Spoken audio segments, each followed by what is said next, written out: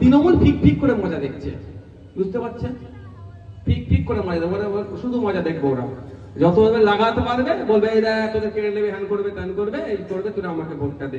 আর নাহলে বলবে দিল্লি গিয়ে মিটিং কর। যা কোর জবাব আপনারা দেবেন। আমি আবার ফিরে আসি, সময় স্বল্প। তো আমাদের মধ্যে বিভেদ লাগানোর চেষ্টা করছে, এটা মাথা থেকে সরিয়ে দেবেন। এই লড়াইটা সংবিধান বাঁচানোর লড়াই, এই লড়াইটা দেশকে বাঁচানোর লড়াই। তাই ঐক্যবদ্ধ হতে হবে।